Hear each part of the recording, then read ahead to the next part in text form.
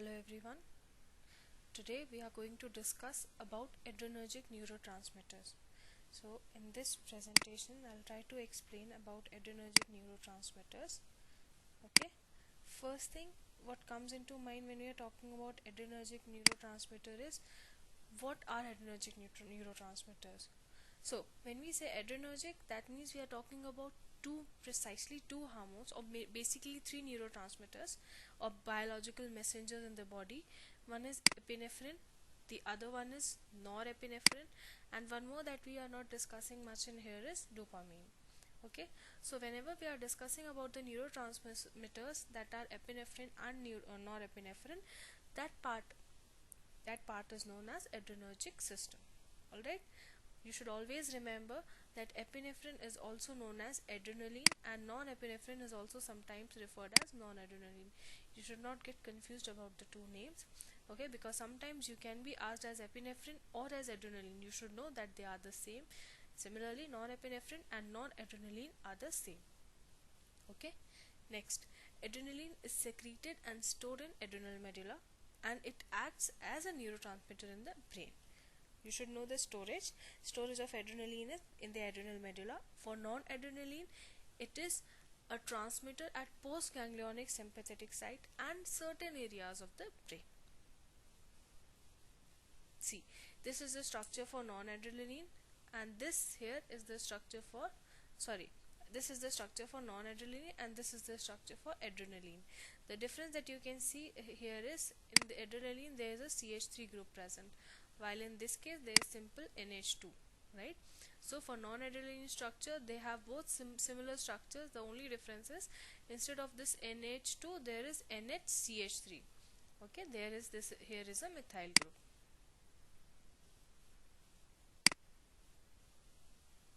Alright, now if you see about the two things, what a common thing in there is this phenyl ring with two hydroxyl groups, right?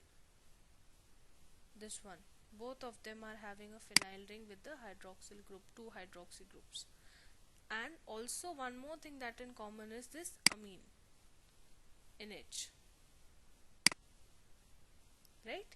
So I know you will see the hydroxyl group is also there. I can also see that. What I am trying to explain in here is there are other different compounds also. So those compounds that contain this catechol nucleus, this nucleus is known as catechol nucleus. Okay, so catechol ring along with a amine chain or amine group, they are known as catechols. Here that you can see organic compounds that have catechol. Catechol means a benzene ring with two hydroxyl groups. Here you can see this is a catechol nucleus with a benzene ring in here, and these are the two hydroxyl groups. Okay, and a side chain of amine. This is the amine group. You all know NH2 is an amine group. Okay, you should always know what are catecholamines, because sometimes they are referred as catecholamines. They consist of several other neurotransmitters also, or several other compounds also. So catecholamines are those compounds that contains catechols and amines, and catechols are, this is the catechol nucleus, a benzene ring having two hydroxyl groups next to each other, and amines, that means the NH2 group. Okay, the structure of adrenaline and non-adrenaline I hope is clear to you. Next that we need to discuss in here is biosynthesis.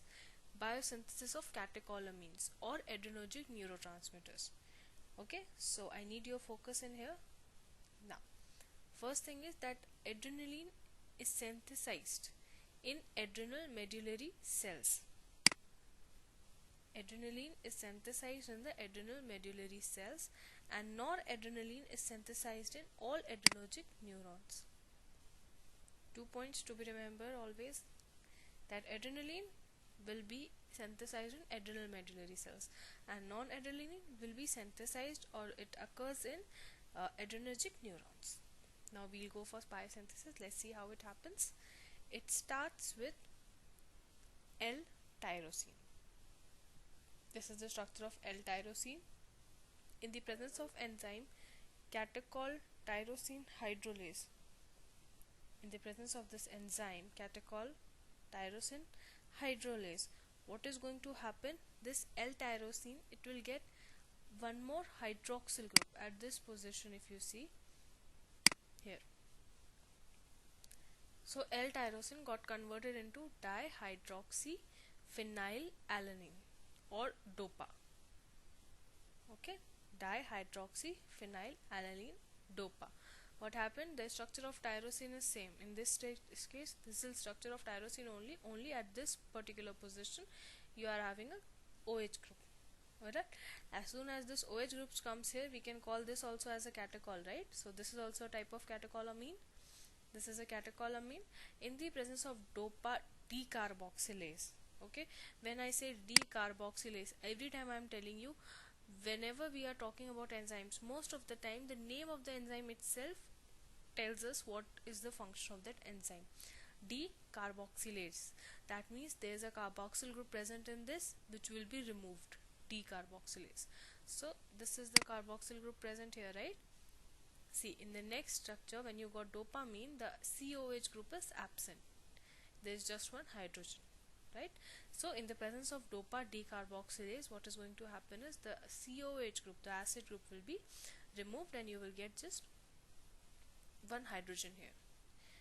After that, once this compound is formed, this is known as dopamine. This is also an adrenergic neurotransmitter.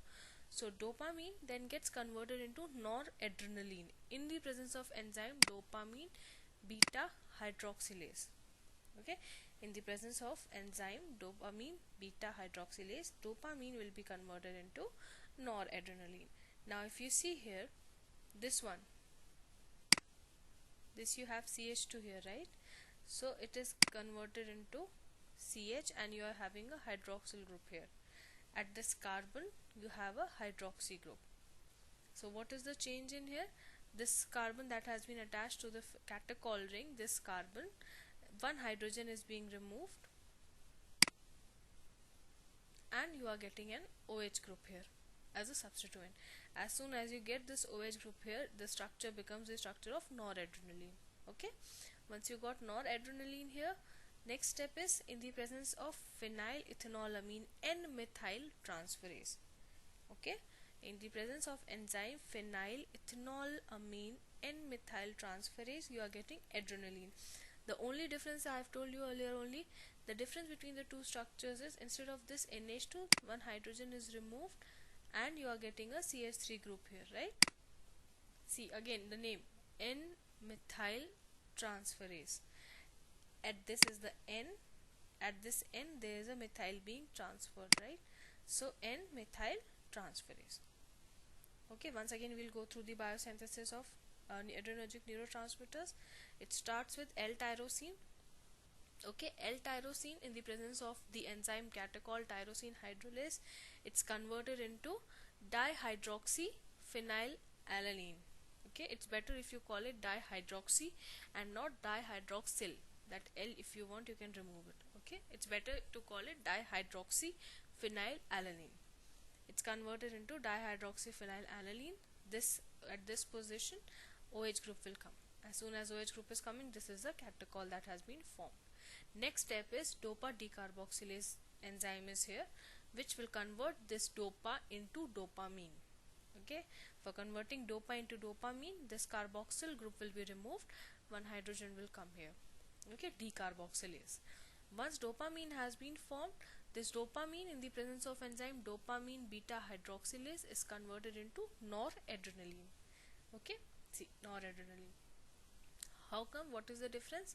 At this position, hydroxyl group is being added, one hydrogen is being removed and there will be an OH group here. Okay, this gives you noradrenaline. Then in the presence of enzyme phenylethanolamine N-methyl transferase, at this nitrogen position, at this amine group, one hydrogen will be removed and methyl group will come here. This will give you adrenaline. Okay, now one more thing that you need to know is from L-tyrosine to dopamine, this procedure or this process in the body takes place in adrenergic neural cytoplasm.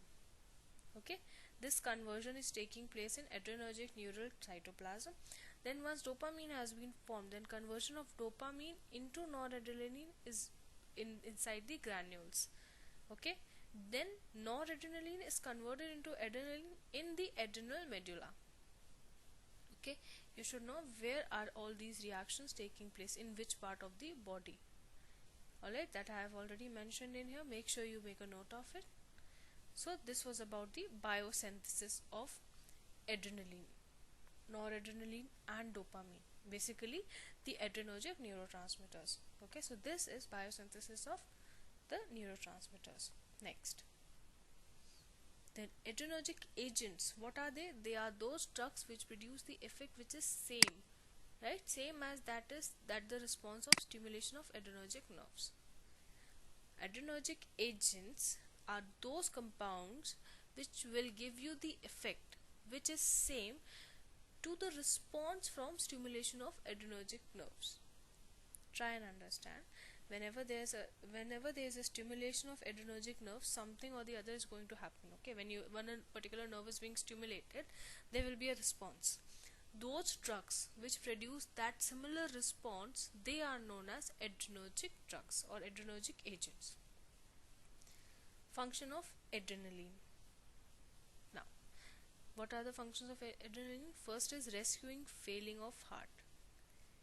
Okay, whenever there is a heart failure, cardiac arrest, so in that case, if something is going on, there is a decrease in heart rate, that can be rescued with the help of adrenaline.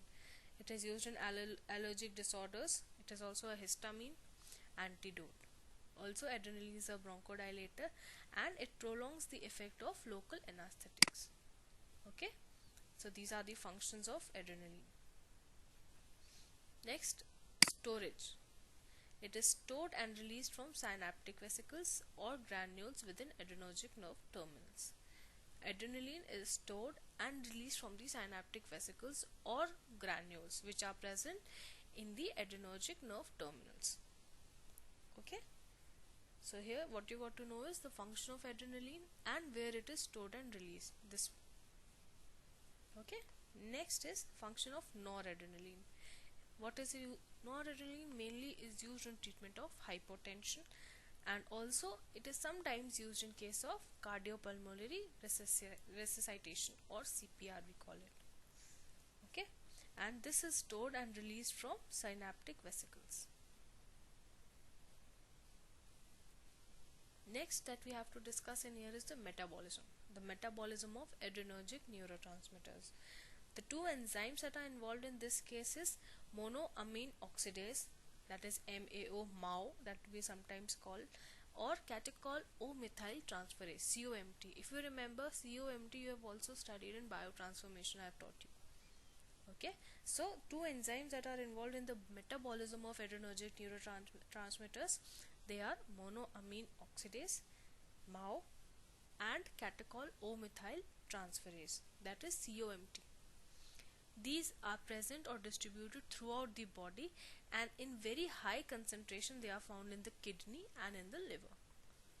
Okay, so these are the two enzymes. You should know the names, you should remember them, and then they are distributed throughout the body, and high concentration is found in the liver and kidney. Okay,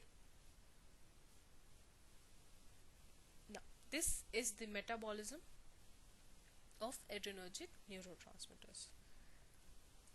Now I'll try to explain it to you. First, let's discuss about norepinephrine. Okay, we'll go like this.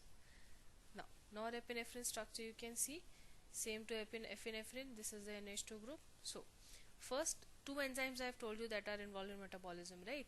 Monoamine oxidase and catechol O-methyl transferase. So, first we'll see for monoamine oxidase what will happen. When monoamine oxidase acts on norepinephrine for metabolism, what is going to happen? You are going to get 3,4-dihydroxymandelic acid.